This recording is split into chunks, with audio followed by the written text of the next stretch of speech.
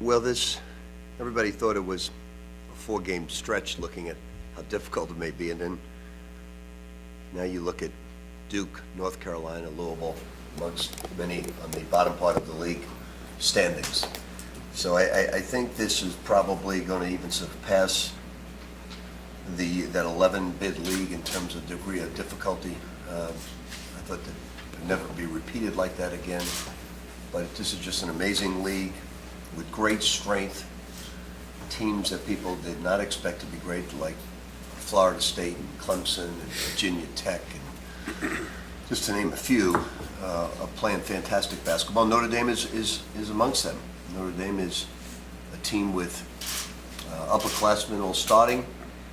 They shoot it great. They're number one in the nation in foul shooting. They're number one in assist turnover ratio. They shoot it, pass it, don't miss their free throws, and pretty typical of the way they play. They don't turn it over very much, and they have a high amount of assists.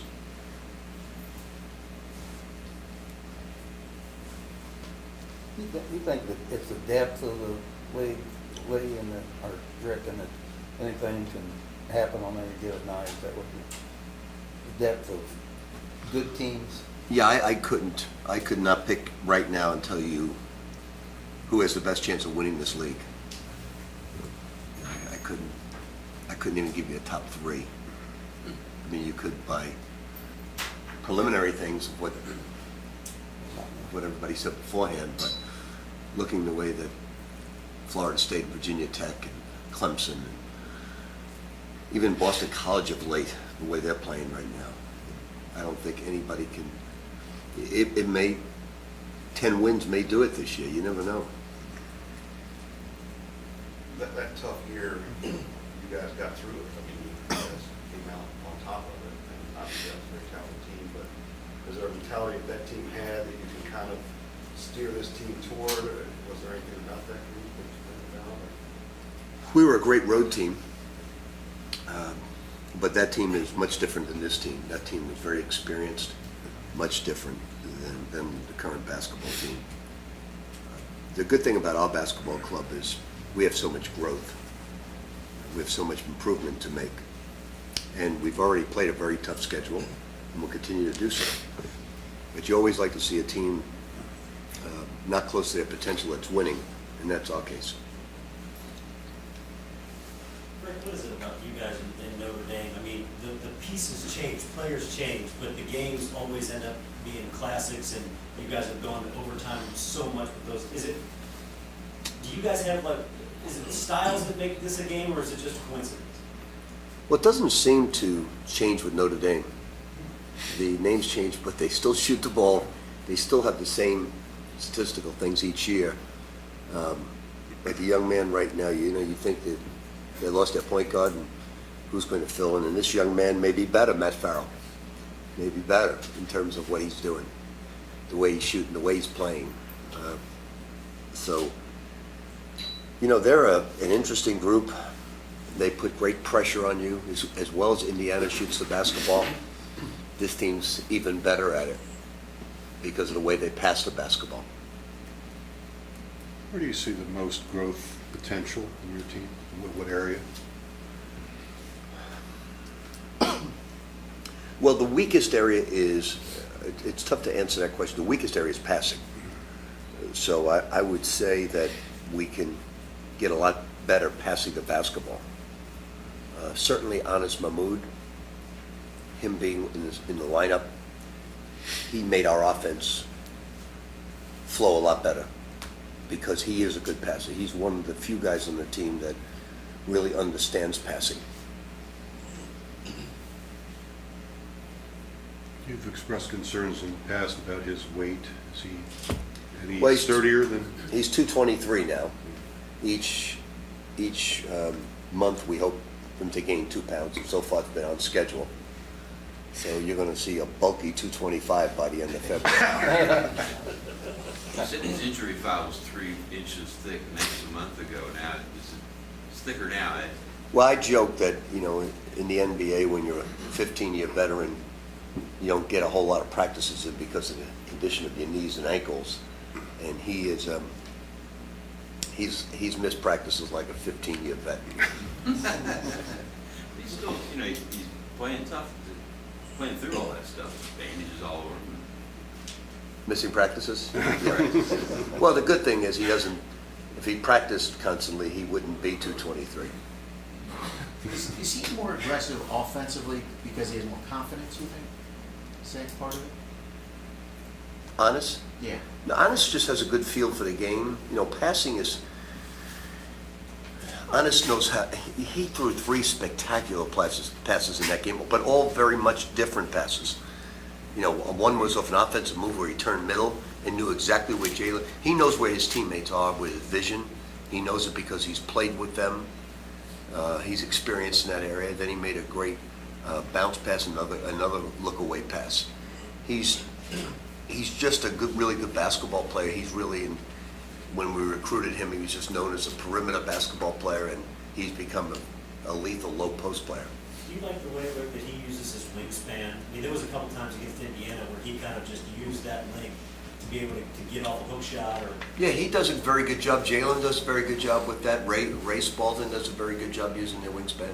The 3 of those guys do. Dangadell also.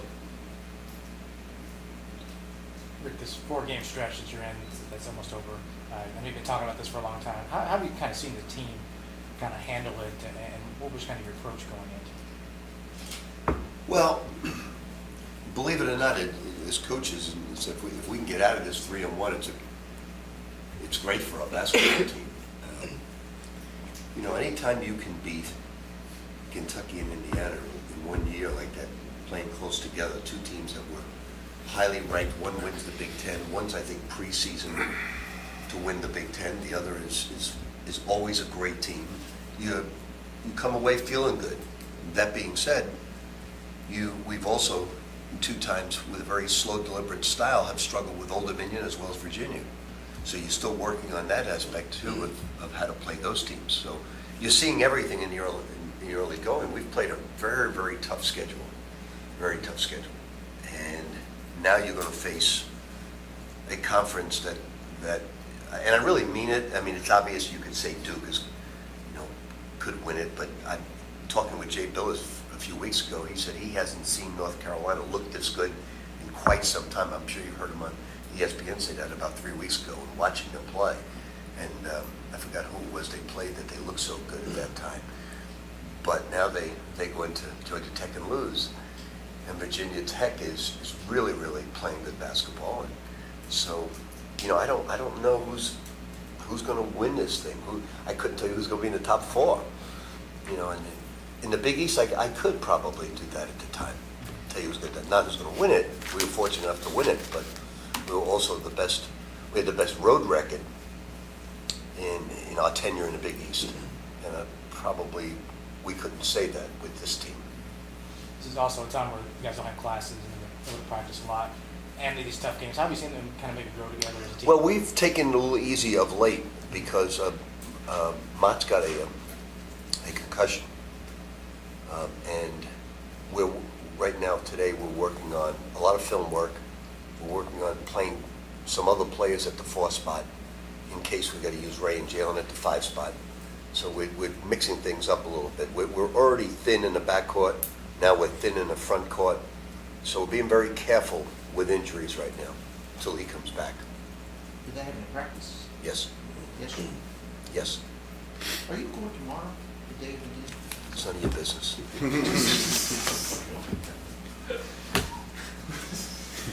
You running a charter company? What did you like about what you got out of Donovan in the game the other day? Is it not just not afraid to shoot, but also driving? And I just thought he played like Dang and Donovan played like with total ease offensively, not afraid to take chances. Sometimes I don't know what goes through the players' heads because I don't live in their world of social media. I just don't know what they're thinking. The only thing when I was a player, the only thing I tried to do is please the coaching staff. That was it. You didn't get concerned about what anybody else thought except that coaching staff because your minutes were determined by that coaching staff.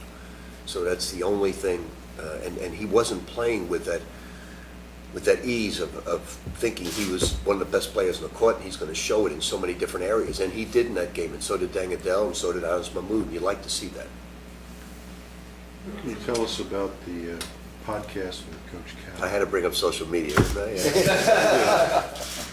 Yeah. To tell you the truth, it was quite funny because prior to that, when I hung up the phone, and when he texted me and said he was doing a podcast with Coach K and Charles Barkley and having some fun with it, and he'd like to have me do it.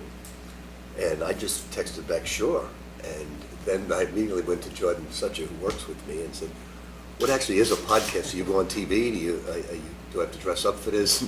I had no idea what, I've heard it many, many times, but I didn't know what it was.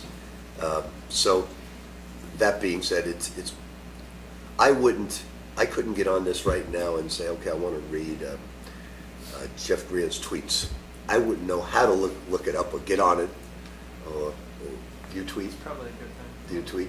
Yes. Okay. So it's just for me, it's a new world of that. I guess that's the latest thing going on right now, podcasts. So I just found out something new. When are you doing it already, Don? We already did it. You already, did you make him submit his questions in advance?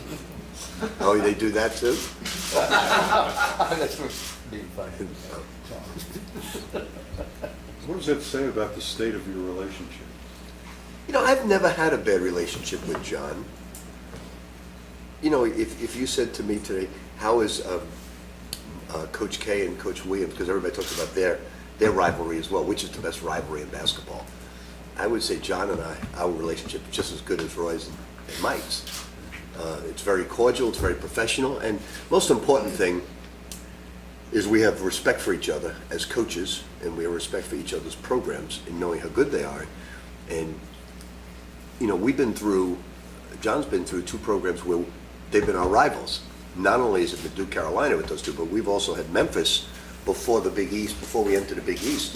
The biggest rival Louisville had for years was Memphis. So it's just a matter of schools, it's not individuals. As hard as that is for people to fathom, is we don't even recruit against each other that much. And that's where there's problems. And it's not usually on the court. The problems always happen in recruiting because that's really competitive. And we don't really recruit against each other too much. Was it fun to record it and do something? He said let you guys win it for like 45 minutes. Yeah, we had a lot of fun doing it. We talked about people that we have crossed paths with that we're very fond of throughout the years, and we laughed a lot about it. It was going down through history a little bit. You do this together or on the phone, or? Yeah. Were you in the same studio? No, we're on the phone. Okay. So there was no wrestling match, as he suggested. Like I said, I have as good a relationship with him as any coach in the I was going to say the Big East. Keep doing it. The ACC. We have a good relationship, and it is a rivalry. You want to win rivalry games, certainly. But some people think Indiana's a rival now that we're going to play them hopefully on a continual basis. But we've got this tough ACC to play against right now, and it's looking at what we're facing. I'm hoping that we get through this because I think we would be a hell of a team come March if we keep battling the way we're battling and fight the way we're fighting. It's gonna, and then Notre Dame puts up a hell of a task for us to go into that place and stop their outside threat. Bonzie Colson has a great inside threat. They got terrific athletes. Story and Beecham are terrific athletes, and they just shoot the hell out of the basketball. But we'll see. Is that experience why their turnover rate is so low? I mean, it's the best in the country. Well, they recruit to a system, and they do a great job with it. They recruit players that can shoot, pass. Vital was telling me that he thought that Ryan McMahon would be a great player for Notre Dame. We were talking about him. He fit in so well. He's that type of player, and he's right. He would fit in, except that I tell Ryan they don't allow turnovers in their system.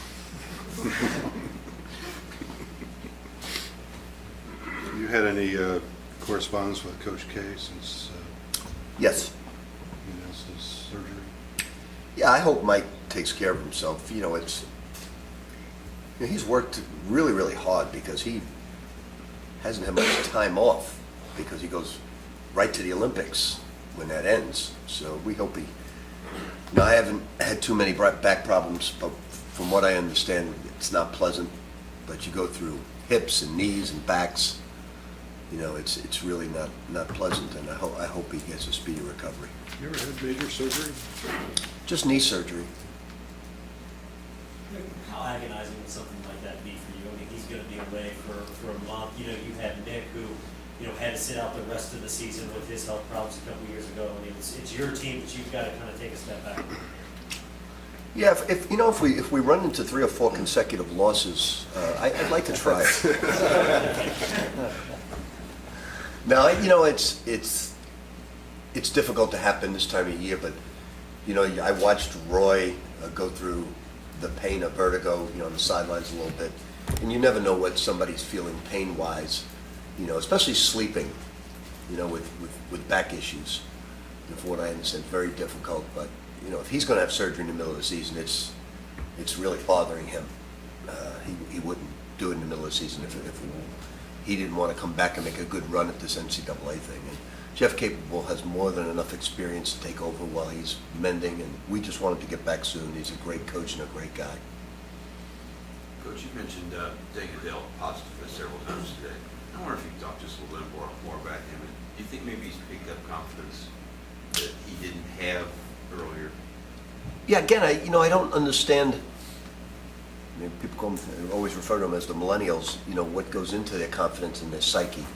Because we as a coaching staff really have a lot of confidence in Dagadell and Donovan Mitchell and Quentin Snyder. We have a lot of confidence in them, and we expect them to perform at a high level in terms of being a risk taker and never back down. That's what bothered me the most with both of those guys, is they backed down being a risk taker. And in the Indiana game, they did not back down being a risk taker. That's what impressed me so much about Quentin Snyder in the Kentucky game. If you look at his stats, they weren't knocking you over, but he never backed down. He was always a risk taker. That's what impressed me. I'm sure people went up to him and said, boy, I never did it because we have confidence in you're shooting this percentage, or you're doing this, and you're doing that, and it didn't bother him one bit. Even in the Indiana game, although he didn't have a great shooting night, he was still a risk taker the entire game. So it never bothered Quentin Snyder, and that impresses me. Well, it seems like you're getting a lot of guys right now that are fitting into that mold of being assertive. Well, we're going to see. I mean, it's not your typical, where we could sit back and play. Okay, this team's coming in. Louisville should win this game. It's no longer. It's back to the Big East in its prime. With the ACC, and there was a period last year where people were questioning Syracuse whether they were going to make the tournament, and they went to a Final Four. So it changes dramatically. I mean, remember, some of you remember back we had to win like 7 of 8 games to qualify for the tournament, and we got hot as a pistol and playing great basketball. So you just don't know where your bumps in the road are going to be. You really don't know. You just got to play every game as if it's the Kentucky-Indiana game with that much at stake. Would you have scheduled Purdue, Indiana, Battle for Atlantis, all that stuff if you knew of these? I think the league made a mistake. I really think. I think the ACC didn't, even though we balked a little bit. It just shows you how little juice Kenny Klein has with his league. He had a lot of juice with the Big East. When you're talking about doing the best for a league, you don't put Virginia in between Kentucky and Indiana. You just don't do that. You just don't do it because you know it's 2 nationally televised games. You know it's rivals, and you just don't. You do your homework a little bit in that. But they're going to say they did it with other teams and so on, and that's the best they could do, and they're going to give you some BS.